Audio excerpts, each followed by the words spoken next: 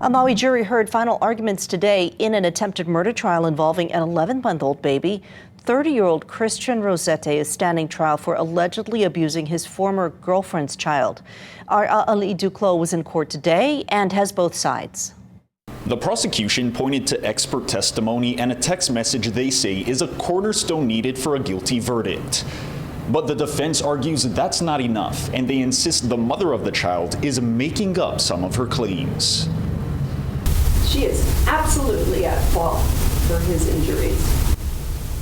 That man, to that little boy, is vicious and cruel.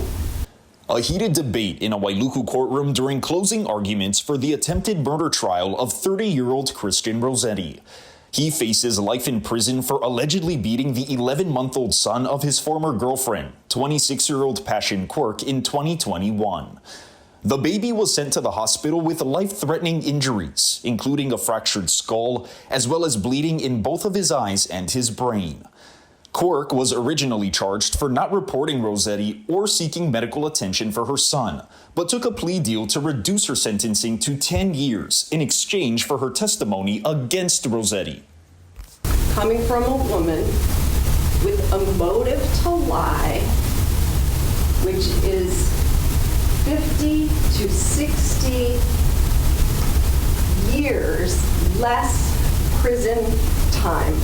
The defense claims Quirk's statements years ago to authorities don't match up with her testimony in court, specifically when she accused Rosete of shoving a pillow in the baby's face with his knee on it.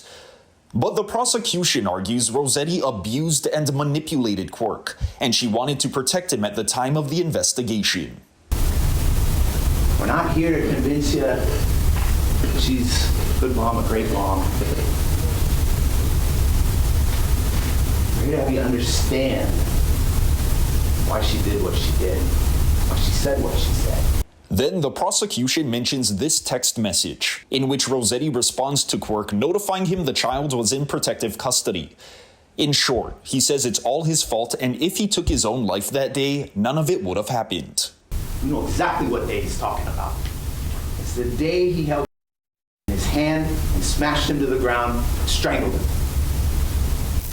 The strangulation alone of an 11-month-old child is enough for you to find him guilty of attempted murder. This story is not true. It is not credible. It changed dramatically over time, conveniently just before trial. Jurors are scheduled to resume deliberations on Monday morning. Ali Duclos, Island News.